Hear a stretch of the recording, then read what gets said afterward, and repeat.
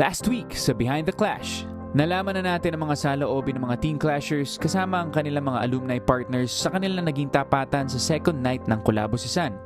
Last Sunday, nagsara na ang round 3 at matagumpay ngang nakabalik sa top of the clash sina Inigo Badillo at Martin Miguel at tuluyang namang namaalam sa competition si Chloe Tiglao.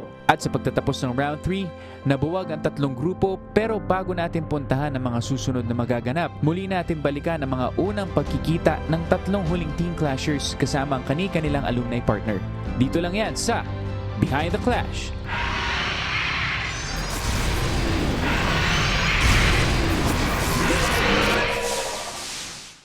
Sa mga nagdaang linggo, iba't ibang gimmick ang ginawa ng mga alumni clashers para sorpresahin ang mga teens. Silipin natin kung paano ba pinaghandaan ni Arabel, Garrett at Jong ang una nilang pakikipagkita sa mga teen clashers. Narito ang kwento.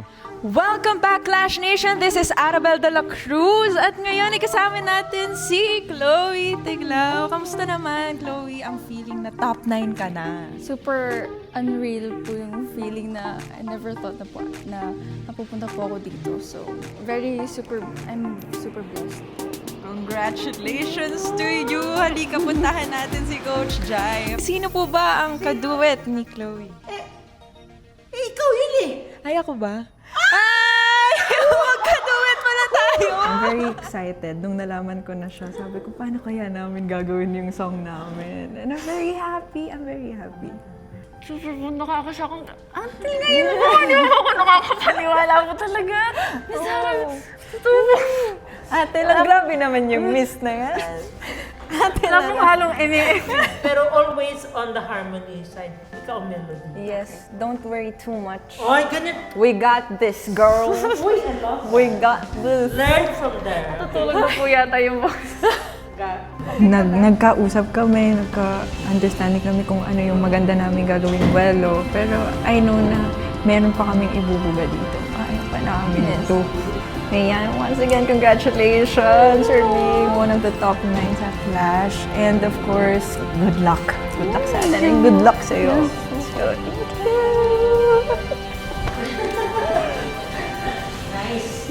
you.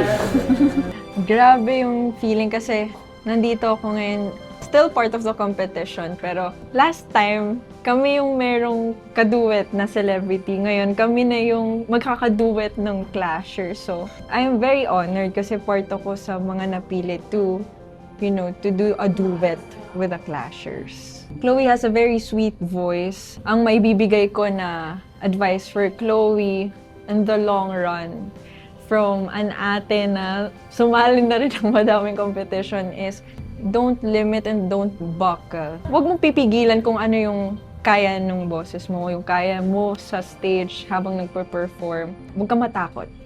Yun lang yun. Huwag ka matakot.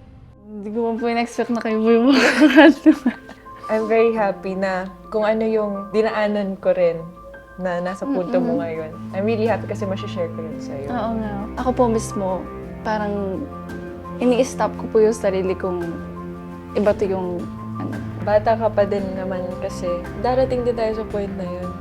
Pero ngayon, andito ako, duet tayo. So, kung ano yung kaya kong i-extend sa'yo, kung ano yung kaya kong itulong, i-share sa'yo, is dalawa tayo dito. How are you, ha? I'm Everything feeling... okay? Ano mo bang mangyayari dito? Sa ano na to? No po. Wala? I have no Nothing at all? I have no idea po ano kaya pong mangyayari. Ano kayo maganda mangyayari sa Parang maybe magkakolab po or something. Yun lang po yung hunch ko ha. Magkakakolab po or Parang ano. meron kang idea. Parang may duet po. Ganun. Opo. Maganda yun, no? Opo. Maganda ba yun? Bakit maganda? Kasi ako excited ako Hello! Oh my God! Isang So pagpasok niya sa room, nagkunyari akong cameraman. Habang kausap niya si Coach Jai, palapit ako ng palapit sa mukha niya, pero hindi siya talaga tumitingin sa akin. As in yung parang sobrang uncomfortable na yung lapit. Yung experience na yun, parang nakakatawa siya na nakakatuwa. Kasi parang syempre, in their generation, ang sarap din na marinig na bilang isang clasher, kilala niya ako.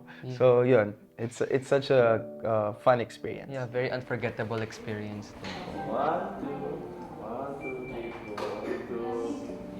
Okay, kayong dalawa. Okay, and then in terms It's been 8 years na since my season. So parang kumbaga mag-perform ulit sa The Clash Arena, sobrang nakaka-excite. Parang kahit hindi ako contestant, parang nafe-feel ko ulit na clasher ako ulit. May kaba ulit, may may excitement. Ganun. Hindi humihinga, teka, hindi humihinga. Hinga. Deep breath. Ayan, grabe. Nasa starstruck sa iyo. Petrified po ako. Petrified. Always a joy sa puso na makashare ka ng experiences, mabigyan ng advice, ganyan. Pero this time, makakaduet ko pa, makaka-collab ko pa yung isang clasher, teen clasher. So I'm really excited because I'm also telling him earlier na huwag ka masyadong kabahan. Kasi parang nakikita ko yung sarili ko sa kanya nung season ko. Ganun din ako. As in, kakatayo ko pa lang, pawis na pawis na ako. Ayun. So, nakaka-excite and sobrang saya.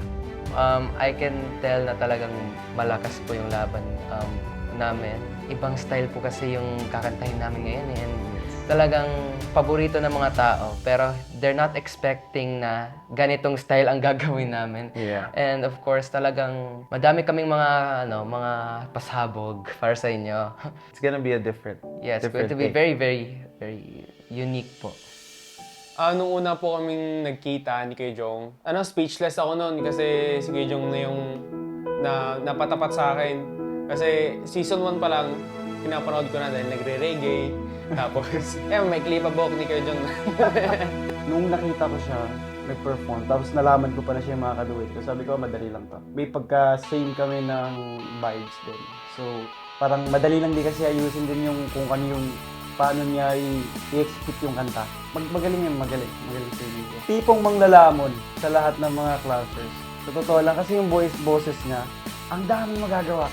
Hindi lang siyang isang stilyo na kunwari pakantay mo lang ng ballad, sige ballad ka lang. Siya parang pakantay mo ng ballad, kaya niya pang gawing R&B yung ballad, parang ganun. So, ang daming magagawa ng boses niya. Kung masaya ang naging first encounter ng mga teen clashers kasama ang kanilang mga alumni partners, maging masaya rin kaya ang Blazing Gen Z dahil oras na para sila naman ang humarap sa hamon ng The Clash Confession Cards. What is up, Clash Nation? And we are The Blazing Gen Z! Today we are placed all together at a table here that says The Clash Confession Cards. How are you feeling? I'm feeling very parang kinakabahan. Yeah, ako din. Ikaw, what do you think are is under these cards? Ganun din, lamig din kasi. Lamig ako yun. Lamig, parang kinakabahan tsaka nilalamig. And I guess I'm going to start. Ano kaya ba? I guess the one in front of me na lang. Okay. Ano ang isang bagay na ginagawa mo na feeling mo certified adult ka na? Well, hindi ako mukhang adult. Hindi ako mukhang Ikaw adult. nagsabi So, na. first of all, Ikaw nagsabi na. I'm my number one hater. I'd say, like, being in this industry pa lang, parang feeling ko professional ka na. Kasi being here in The Clash, it's like there's so many stuff that it's very like stressful. It's very like a pressured environment. We're all still young, so we've still got a long way to go. But you know, being like, yeah, I know, teens. But being in this industry at such a young age, parang it's already setting us up for the future. How about you, Inigo? Siguro yung pagiging banda ko. Kasi yung pagiging banda, hindi siya biro. Ayun, sobrang puyat. Minsan, uuwi ka. Alas 5 na ng umaga. Papasok ka pa nun. Yung ngayon naman sa The Clash, siyempre para tayong mga professional na rin. Sa mga naranasan natin. Preparing na rin tayo para maging adult. Ikaw naman. Baka maubos yung sagot ko. Okay, sige. Ako, parehas dun sa sinabi ng Ate Violet. Kasi babiyahe, gigising ng maaga, tapos may mga pamilya kang may iwan, tapos parang kapag babiyahe, ang layo din kasi 5 hours, 4 hours, ganun. Kaya kailangan talagang gumising ng maaga. Yung pag-aalaga ko ng kapatid ko kapag wala yung parents ko. Parang ako yung nagiging mama rin nila eh. Kasi yung like, yung responsibility na punta sa'yo.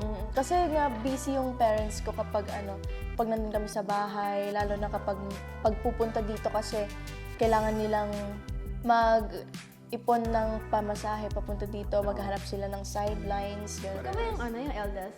Yeah. Kaya pala. Kaya yun ako nag-aalaga sa kanila. Gastos din kasi. Oo. Feeling ko matured na ako sa bagay na yun kasi ako yung nagtuturo ng mabuting asal sa kapatid ko. Oh my God, mabuting tao talaga si Hana. Okay, Basta yan. next. Sige, next. Let's put it down. Oo, yun. Tapos nakakurit sa gilid. Para umuo. Siyempre, inasama mo, unahan ko din. Okay. Ting ta ting. Sa mga teen clashers, sino ang pinakagusto mong maging BF or GF material? Or tropa material? Ay, tropa material. Merong... Ito na naman Wag na yung tayo. tropa. Ito na naman. Ala. Ayoko na. Bibitinin muna namin kayo, Clash Nation, kung ano ang magiging kasagutan ni na Violet, Inigo at Hana sa tanong ng The Clash Confession Cards. Yan ang dapat niyong tutukan bukas. Makikita rin natin ang iba pang mga kaganapan bago ang naging labanan sa Clash Arena last Sunday. Kaya naman siguraduhin nakaabang kayo every Wednesday, Thursday, and Friday sa Kapuso Stream at the Clash Teens YouTube channel ng 5:10 PM. Clash Nation, patuloy lang kayong bumoto para sa inyong paboritong Teen Clashers. Scan the QR code on your screen to vote or visit the social media accounts of the Clash for more details. Also, keep streaming sa lahat ng music platforms ang mga original songs ng bawat Teen Clashers sa kanilang Top 12 The Clash Teen Album. This is your Clash Master, Raver Cruz, and this is Behind the Clash.